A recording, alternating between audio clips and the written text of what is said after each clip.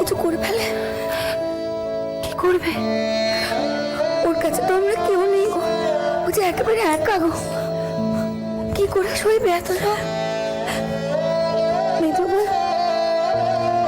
ও দিদি, তুমি ওদেরকে বলো না আমাকে তার কাছে নিয়ে যেতে। সে যে নিজে নিজে পারবে না গো। মেজবু, তুই একটু শান্ত হরে। তাকে যদি কেউ কিছু বলে, কোনো খারাপ কথা, ও দিদি তুমি তো বলো না গো আমি তার কাছে যাব। ওরে, ওটা যে কুটুম বাড়ি রে, ওখানে তো অমন করে যাওয়া যায় না।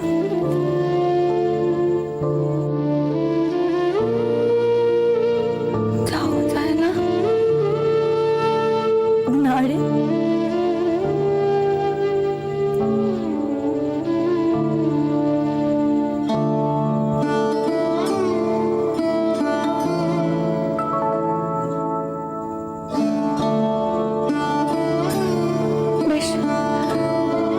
তবে তুমি বড় ঠাকুরকে বলো আমি না যাই, তাকে আমার কাছে নিয়ে আসতে।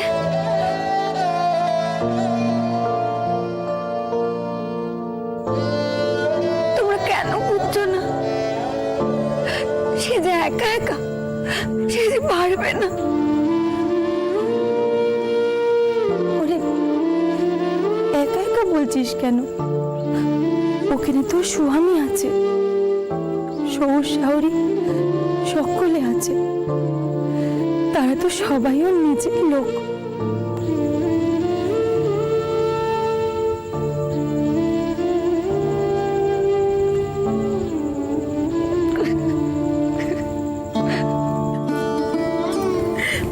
বোঝে না, ওরা বোঝে না, ওরা কেউ ওকে বোঝে না, কেউ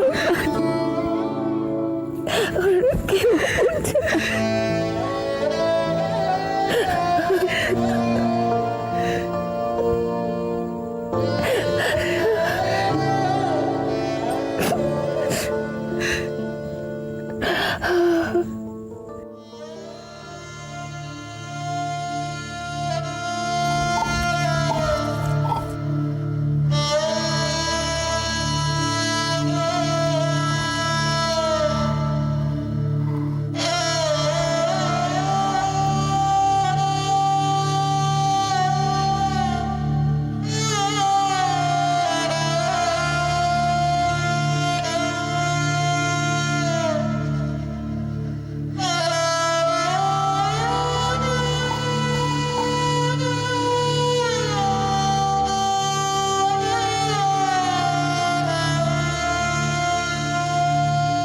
ও দিদি,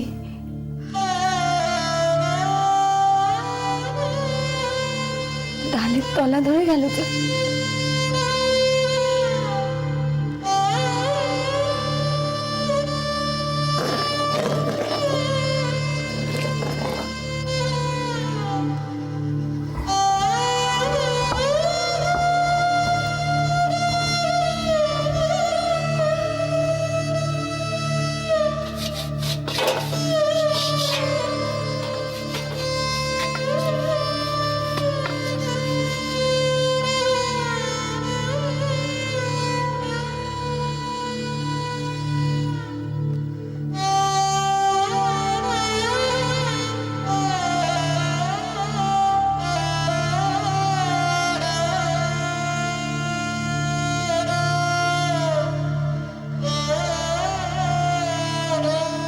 বড়দা, তোমার চার্জে জুড়িয়ে গেল।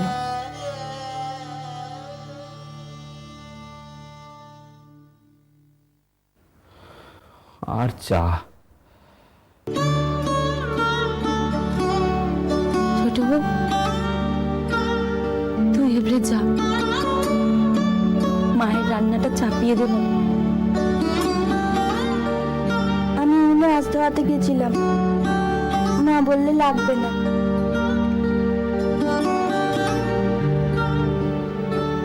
ও মা সারাদিন না খেয়ে থাকবেন নাকি?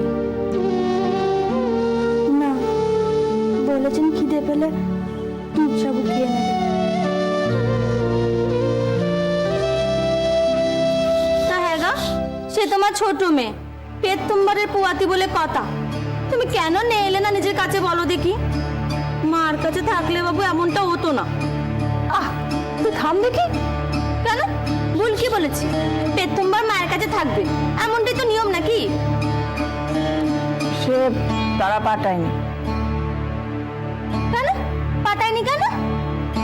বলবি চুপ করো তো। ওকে কি কৈফিয়ত দিতে যাবে না কেউ? শুরু করলে থামতে চায় না। ওরা বড় মানুষ, কত বড় মানুষ, তারা তাকে কত আদর যত্নে রাখবে। তার বিধবা মা কি অত আদর যত্নে রাখতে পারবে? পারবে না রে, পারবে না।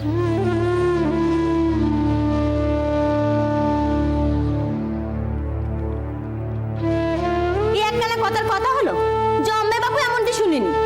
তার যত্ন অত্নের রকম সকম তো বোঝাই গেছে। তুই ক্ষমা দে দেখি। সবই আমার কপাল রে, সবই আমার কপাল।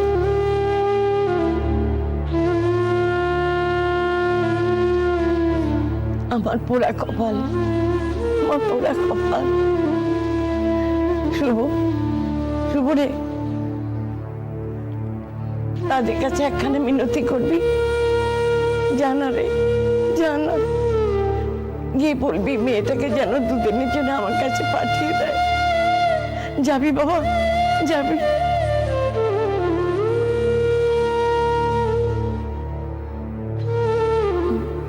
মা, এই সময় তারা কি রাজি হবে? শুভ, শুভ রে, কটা দিনের জন্য ওকে আমার কাছে এনে দিবি বাবা। পথি অবস্থা ওর জন্য আমি কিচ্ছু করতে পারিনি। কটা দিনের জন্য, শুধু কটা দিনের জন্য এনে দে বাবা, এনে দে।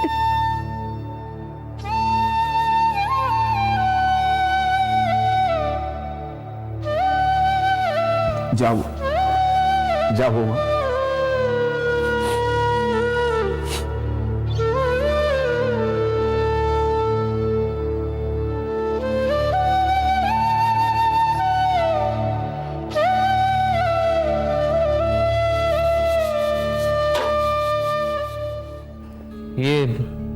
ওরদা বলছিলাম যে আর একটা সিদ্ধান্ত তো এখনই নিতে হয়। ওই মেজদার মেয়ের মুখে ভাতের ব্যাপারটা কি ভাবছো?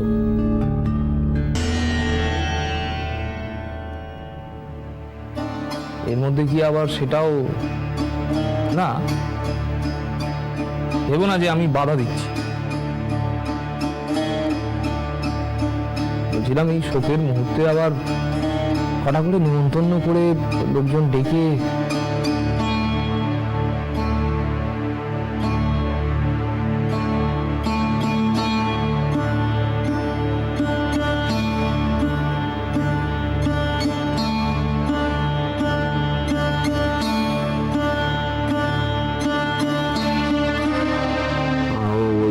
সেসব পরে ভাবা যাবে। এখন বেশ, আমি মনে করিয়ে দিলুম, সে তো আবার যা করার এই মাসের মধ্যেই করতে হবে। মা, তুমি কি বলো? জানি না, আমায় কিছু শুধোস না, যা ভালো মনে করবি তাই কর। হ্যাঁ মা, চলো ওপরে চলো। সকাল থেকে তোমার শরীরটা ভালো নেই মা। আমার আর শরীর, এ শরীর অজয় অক্ষয়, ওতে কিচ্ছু হবে না। রাধারমণ এই শরীরকে অনেক শক্ত ধাতু দিয়ে গড়েছে, আরো কত কি সইতে হবে। চলো দেখি মা, ওপরে চলো, চলো চলো।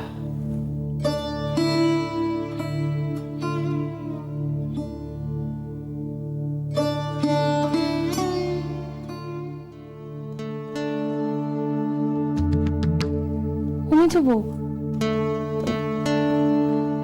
তুই আবার এখন ওসব নিয়ে কিছু ভয় পেও না দিদি, চাপার মুখে ভাত নিয়ে কোনো কথা কইব না, সে হবে না। আমি যাই, হরিদাসের কাছ থেকে বাসনগুলো নিয়ে আসি।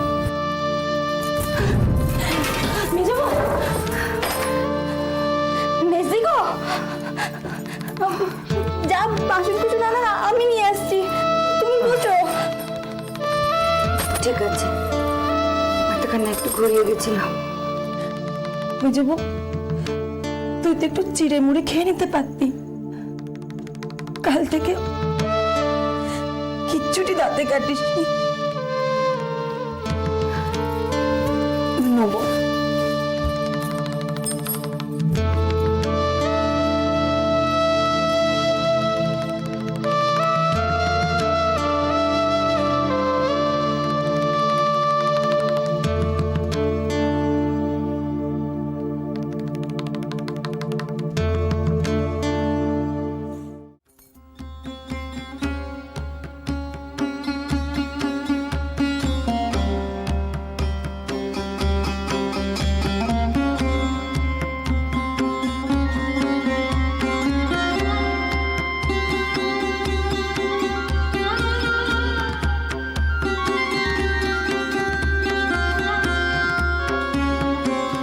গো,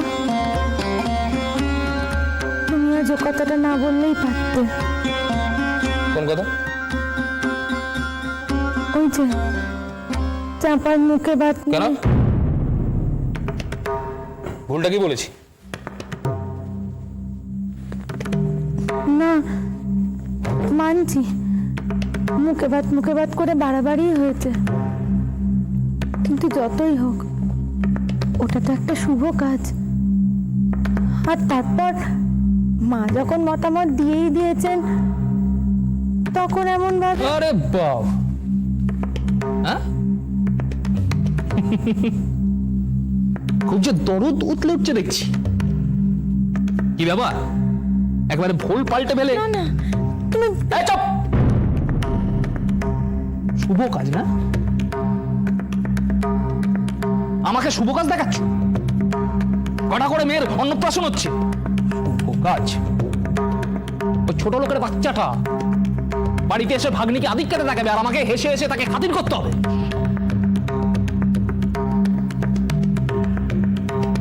বেশ হয়েছে, এখন আর কিচ্ছুটি হবে না। বাড়িতে কোনোদিন যা হয়নি, ওই বিদ্যাপতি তাই করতে গেছিলেন না? এখন বোঝো, বেশ হয়েছে, ভালো হয়েছে, সব বুঝতে গেছে। কি বলছো তুমি? ঠিকই বলেছি, সব ফুর্তি বন্ধ হয়ে গেছে। অন্যের কল বাতাসের নল, বুঝেছ? ওগো, দোহাই তোমার, চুপ করো তুমি। হ্যাঁ? মুখে ভাতটা কেন বন্ধ হয়ে গেছে তাকে বললে তুমি? চুপ করো, অমন কথা কেউ বলে? তোমার জন্যই তো। তোমাকে কে বলেছিল আমাকে সেসব জ্ঞান দেবার? হ্যাঁ, না বললেই হতো। আমি কি, এই তোমার খুব বেশি কথা হয়ে গেছে না? কথা হয়েছে তোমার, আমার খুব ধরছো তুমি একদম।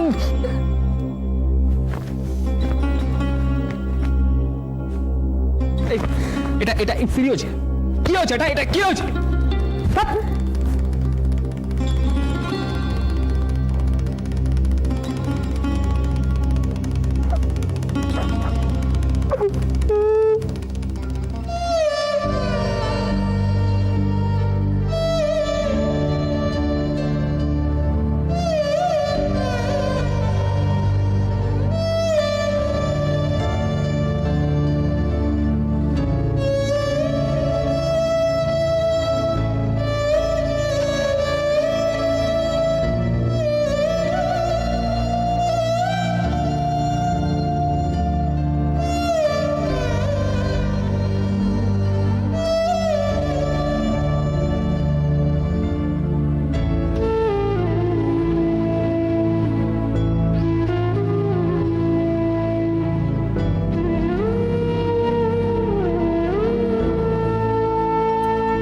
মেজবো তুই এখানে চল, নিচে চল।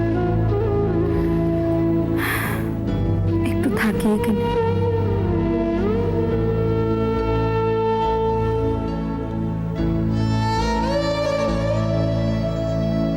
কোথা থেকে যে কি হয়ে গেল, ভগবান যে কার কপালে কি লেখেন কে জানে। সেদিন সকালেই তো ওনাকে বলছিল রাজুটার তো সময় হয়ে এলো, একবার খবর নিতে হয়।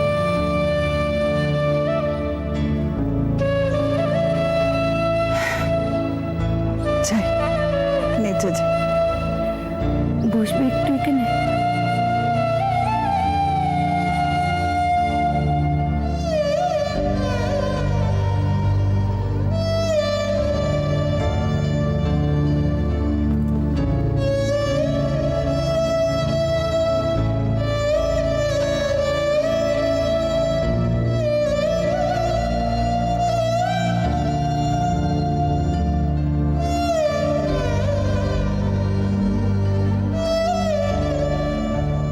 রাজুটার যেন চিরটা কালই কোনো কিছু সহজে হতে চায়নি। সেই ছেলেবেলায় তখনও বাবা বেঁচে, ওর হাম হলো। হাম তো সব বাচ্চারই হয়। ওর এমন বেরোলো যে কবরেজ মশাই একরকম জবাব দিয়ে দিলেন। তারপর জমে মানুষের টানাটানি হয়ে শেষে সে সুস্থ হলো। বেশ সময় দেখ, কত সম্বন্ধ, কত কিছু, নিত্য ঝামেলা।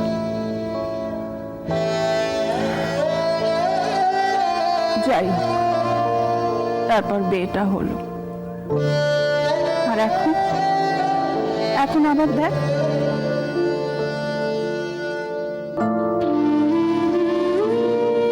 হ্যাঁ মেজবো, ওরা কপালে বড় দিদির মতো শেষকালে তার হবে না তো?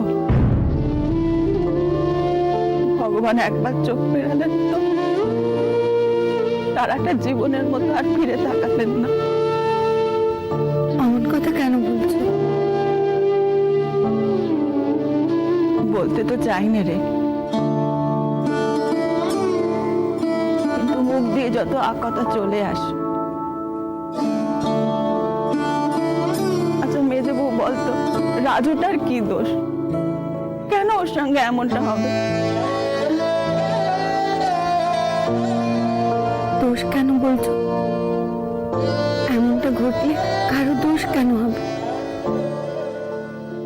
সংসারে দোষ না থাকলেও কজন যে সেটা মানে তা আমি ভালো করেই জানি। কোলের ছেলে চলে যাওয়ার পরেও তাকে কাছে বসিয়ে দুটো ভালো কথা বলার মতো লোক পাওয়া যায় না, সান্ত্বনা দেওয়ার মতো মানুষ মেলে না রে। কথা শুনতে হয় সেই মরা ছেলের মাকেই।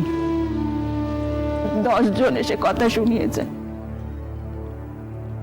কেউ আড়ালে আর কেউ সামনে।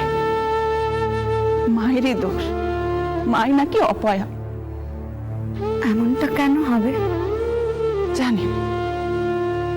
জানি না এমনটা কেন হবে, তবে এমনটাই হয়, এটাই সত্যি।